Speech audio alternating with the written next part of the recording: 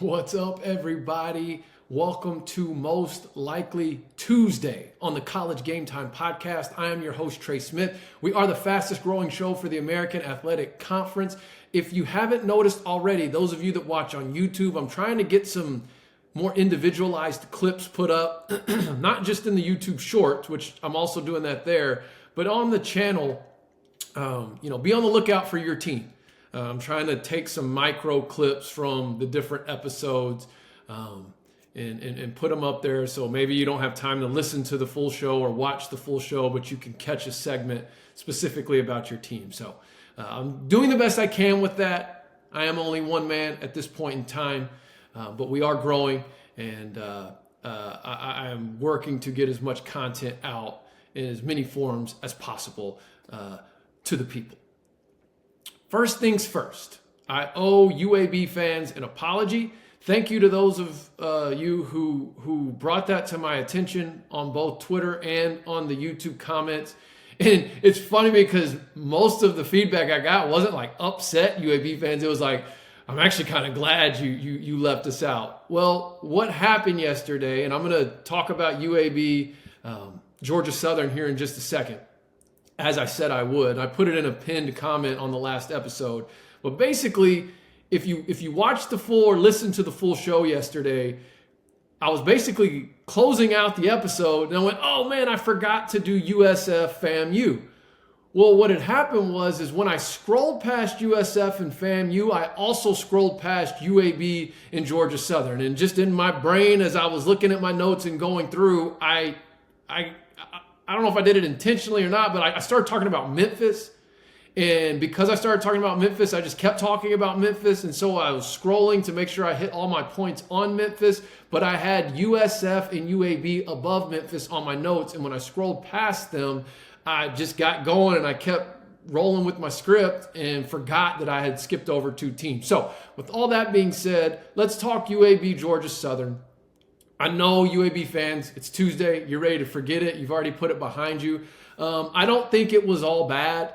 I think obviously there were some defensive weaknesses that were exposed that I think Coach Dilfer and his staff are going to obviously address. They did get down early, but they fought back. I felt like that drive that Georgia Southern put together before half. I say drive, it was really that one play before half where he busted the long run and they got the touchdown going into halftime. That really felt like a little bit of a dagger because UAB had fought back, took a 1-point lead, had a lot of momentum that they were getting ready to take into halftime, and then boom, that just wiped it out. Here's what stuck out to me about this UAB team though, when I was watching that game. No matter what the scoreboard said or what the game momentum felt like, it never seemed like UAB quit fighting. Like they kept playing, they kept fighting. They never just threw in the towel and let them have it. Yes, Georgia Southern started to run away there towards the end, but UAB just kept trucking along. They kept fighting. And I think in year one of a coaching staff, that's a very important characteristic of a team to pay attention to is what do they do when things get tough? Do they throw in the towel and fold, or do they keep fighting? Yeah, I know. Sometimes when you keep fighting, you still don't win, and sometimes the score is still not pretty. However, from my vantage point, it felt like this team played hard the whole game, regardless of the scoreboard. They kept fighting, and it ended up being, a 12-point game? I'm curious, with this upcoming game, is UAB's offense going to go more tempo? I felt like the moments when they went tempo against Georgia Southern, they had some success, but offensively wasn't really the issue in week two. It was the defensive side of the ball. So let's see what Coach Dilfer and staff are able to do in preparation for their next game.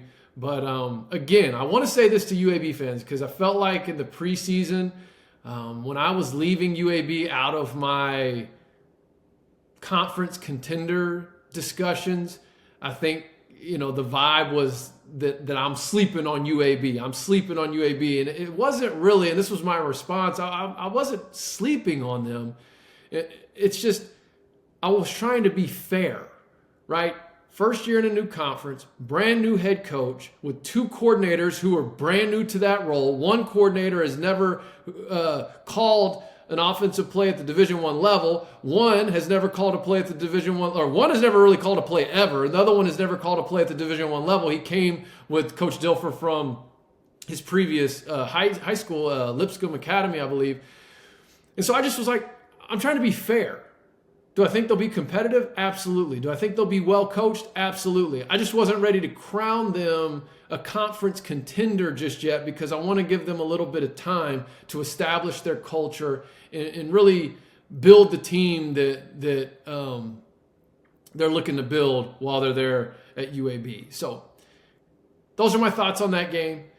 Again, I'm sorry for leaving them out yesterday. Totally unintentional, just a mishap on my part. I'm ready for conference play because when there's conference play, there's not as many games to go over, so I can spend more time talking about each one because everybody's playing each other. And it'll be easier to catch them because, man, the way the lineup was last Saturday, there was no 11 a.m.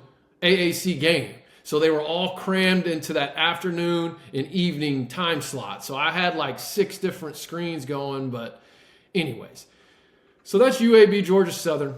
But we're going to turn the page now officially to week 3. It is most likely Tuesday, so I'm going to give you my most likely twos. Last week was not so great for me. Now keep in mind though too, when I'm doing most likely twos, I'm not like necessarily saying this is what's going to happen. It's more of most likely out of the different games that are being played. Like so I might say this game's most likely to go over. Well, none of the games might go over. I'm just saying out of all of them, this one's most likely, even though last week I had a horrible most likely to go over because I picked UTSA and Texas State, and they didn't even come close. They don't even think they broke the halfway mark. But I feel pretty good about my most likely twos today.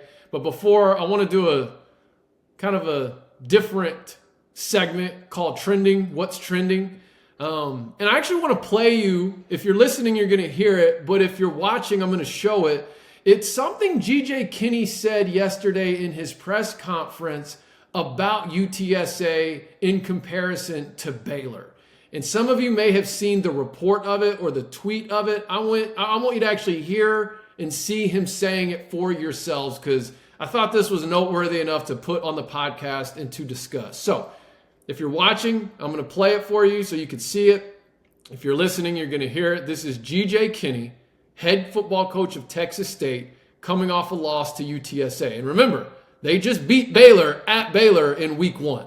You think the average fan realizes that UTSA is probably real close to being just as the same high quality team that Baylor was? Yeah, I mean they're better, to be honest with you. But it's one of those deals where G5, whatever, I guess. They've been doing it for a long time. Traylor's been doing it for a while. Really good team. And as you can see, I mean, without any hesitation, when asked about this comparison between the question, and I apologize, I don't know who was asking that question, but great question. As far as how close UTSA is competitively to Baylor, and without hesitation, Coach Kinne says, oh yeah, they're better. They're better. And this is a brand new team to the American Conference, and I felt like was pretty high praise from an opposing coach who, it's like, yeah, on one hand, what's he supposed to say? Like, he just beat Baylor and then loses to UTSA, so what's he going to say? No, Baylor's still better, even though we beat them and lost to them. But I thought it was high praise, and he just acknowledged, I mean, sometimes that G5 label takes away from certain teams in their competitiveness, whereas it does the exact opposite for other teams who have the P5 label, but that doesn't necessarily mean that they would just go into a G5 conference and dominate or win. And to Baylor's credit, I mean, they put up a very good fight against a top 25 ranked Utah team just after losing to Texas State. So I thought that was interesting. Now, to further dive into UTSA as far as this whole what's trending, I'm a little concerned about quarterback Frank Harris. I'm not so sure how beat up this guy is. He's as tough as they come, and he's going to play through every ounce of pain. He's shown that. I'm just concerned, man, that he might be hurt right now. He was in a boot. I don't know what the official status of him is. I've seen reports that Jeff Traylor, well, I saw the clip. I don't have the clip, but I saw it, where he did seem a little concerned when he was asked about Frank Harris. He didn't really give a direct answer on, how he would be utilized or anything like that. But here's my thought on it. And I'm curious to know, if you're a UTSA fan watching this, what are your thoughts? Are you opposed to just letting him rest the next 2 games and then getting as healthy as possible for conference play? It's a catch-22, right? Because likely if he sits the next 2 games, you might lose them both. Tennessee, I think everyone's already kind of chalking up as an L anyways. But Army, obviously that's a winnable game for UTSA, but without Frank Harris, I'm not so sure, because Army's just not one of those teams you want to sleep on.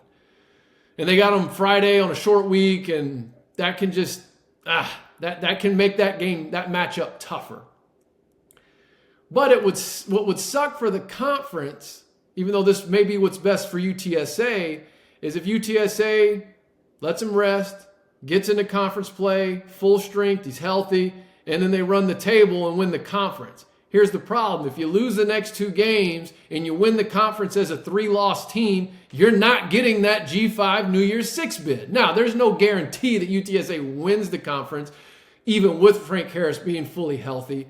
But that's just a thought I had of, are they maybe considering doing that so that they can be as healthy as possible, or at least he can be as healthy as possible headed into conference play? Or is the thought, how bad is the injury? Is the injury something that could get any worse? If it can't get any worse, then he's just going to play through pain. We're going to have to coach him up, get him to take care of himself on the field. Because that's the thing, man. Frank Harris gets out there. He's a warrior.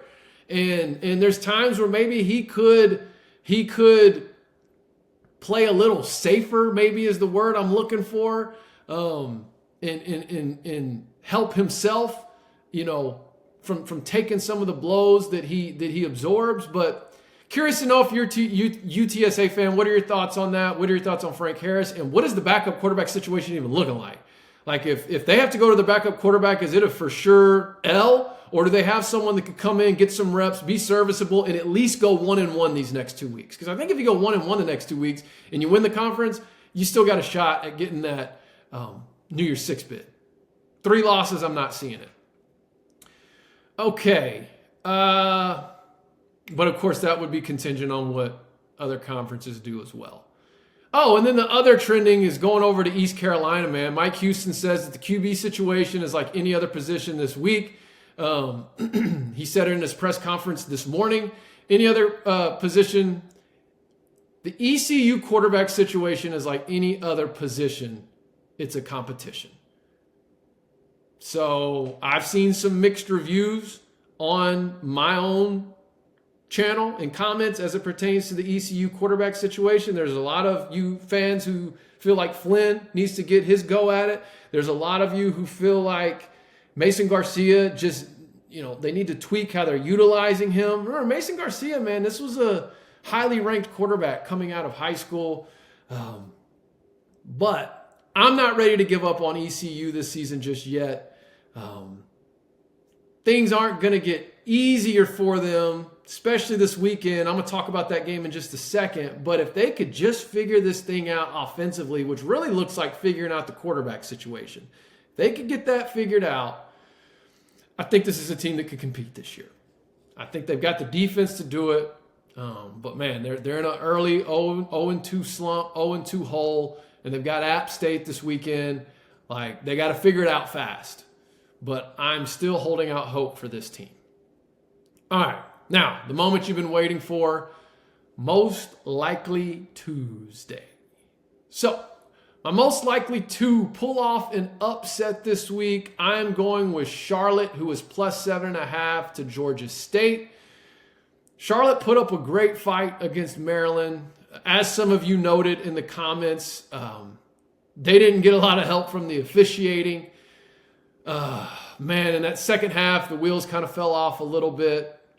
But I think if Charlotte is healthy, they can beat Georgia State.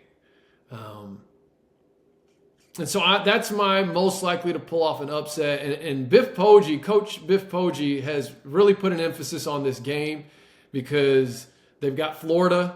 I think it's next week is when they have Florida. And if they were to lose this week, they'd be looking at a 1-3 start to the season. And you just don't want that for your overall team confidence and especially at a program that's coming off a 3-9 season. So this is a huge game for Charlotte. Poggi has not ran from that. He's acknowledged it. He's the one who said it. It's a must win. I don't know that this is a must win for Charlotte, but I do think to stay out of that early season hole, it's a big game for them. And so that's who I'm calling as my most likely to pull off an upset. Charlotte plus 7.5 with Georgia State. All right, my most likely to cover the spread as a favorite. I'm hanging in there with Tulane, with or without Pratt. They're minus 13 to Southern Miss. And not to take anything away from Southern Miss, but I believe Tulane will beat them comfortably, even with their backup quarterback. I think what we saw against Ole Miss, playing with the backup quarterback, we still see how complete this team is, both on the offensive and defensive side of the ball. Week 1, they were my most likely to cover as the favorite over South Alabama. They took care of business then. I expect them to take care of business now. Coming off a tough loss like they just came off of, I feel like this should be an angry team. They need to get back to their winning ways. You don't want to let a game like that linger. And then, as I said with UTSA last week, you don't want to let Ole Miss beat you twice. I don't think they will. We're going to see them come out firing, and I think they get the win by more than 13 points. Covered the spread as an underdog. This was a tough one. Because obviously I can't say Charlotte twice, right? Charlotte would probably be my most likely to cover the spread as a dog. The problem is there wasn't any other matchup that I felt like there would be an upset that happened necessarily, except another one I'm going to talk about, but I've already got that in another category. So most likely to cover the spread as a dog, I'm going FAU plus 24.5 at Clemson. Clemson looked shaky again last week until they didn't. They got it sorted out, went off, put some points up against, was it Charleston is who they played. I'm still clinging to that performance they put up against Duke. FAU, they got beat, lost to Ohio. Tom Herman, his history against Power 5 opponents as a coach in the American Conference is very good. At one point, he had the nickname Giant Slayer or Giant Killer when he was at Houston after beating Florida State and OU, and I think there was another one I'm not remembering, but he has a good track record there. I think he's going to have FAU ready to play. Do I think FAU's ready to beat Clemson? I mean, I felt like they might, but then seeing their struggles against Ohio, and not to take anything away from Ohio, because Ohio has a great football team as well. But Clemson does seem to be trying to figure it out. So I don't know that I'm ready to say FAU wins, but I do think they cover the 24.5 at Clemson. And they've got the latest game out of all the American teams on Saturday night. Most likely to go over. I'm going UAB in Louisiana, 59.5. UAB is showing they're going to score some points. Louisiana's going to score some points. I don't have a lot of confidence in UAB's defense right now. So I foresee this game being a shootout. And, whether that's 35-28, 31-28, 31-28 actually wouldn't be over. So we'll say 35-31. Sorry, I'm really bad at math. But I could see this being a game where both teams get into the 30s. So I'm going UAB Louisiana as my most likely to go over. And then most likely to be CFB Game of the Week or Conference Game of the Week, I guess is what I should say, is ECU App State. I think that's a big big game for ECU. That's always a big game because it's the, it's the I don't know if I should call it a rivalry necessarily, but it is a in-state game, and App State's good. And I think that ECU knows, all right, if we're gonna get this offense figured out, like it needs to be this week. But if they come out flat like they did, they didn't really come out flat against Marshall. The wheels just kind of came off as the game progressed, and it was a weird game with the rain delay and all of that. They just need to get the offense clicking. So if that's going with a different quarterback, go with a different quarterback. If that's adjusting how you're using Mason Garcia, then you need to adjust how you're using Mason Garcia. I don't know what the problem is, but they need to get it figured out. And they need to figure it out now, going into this game. I'm still clinging to ECU's front seven. I think that they're very good and will be very good. But again, they're going to need some help from the offensive side of the ball. So ECU App State, am I ready to say that App State wins that game? Not necessarily. Let me look at it. App is favored 9.5. And it's at Boone. I don't know, guys. App State looked pretty tough against North Carolina, but they always look tough against North Carolina. I don't know. This would certainly be the game to figure things out for ECU. I mean, you get a win this week, and it could flip what your whole season looks like if you're East Carolina. From a momentum standpoint, from just an offensive rhythm standpoint, just all of those things. Getting a win, I think, this week really could flip the outcome of the rest of your season. But you lose this week, you're in an 0-3 hole. Now I'm not so sure. But that's it for today. Most likely Tuesday. Thank you all who tuned in yesterday and have left comments. I'm trying to get to as many of them as possible. And as I said at the top of the episode, be sure to be on the lookout for different micro content type clips, whether that's on the YouTube Shorts or whether that's on just a short form video from one of these podcast episodes. And I don't know if I said this at the top, but if you're still hanging with me and you're not a subscriber to the YouTube channel, please hit the subscribe button, like this video. Comment as soon as we get off here because I'm about to end it, and then share it with a friend. If you're listening on one of the streaming platforms, please give it a 5-star rating, leave a review. Back to you listening on Apple Podcasts. Please give this a 5-star rating right now. Just click 5 stars and then leave a review. Talk about what your favorite part of this podcast is, and we're going to continue to drive this up into the rankings. And we're going to do it in the name of the American Athletic Conference. So that's it for me today. Trey Smith, College Game Time.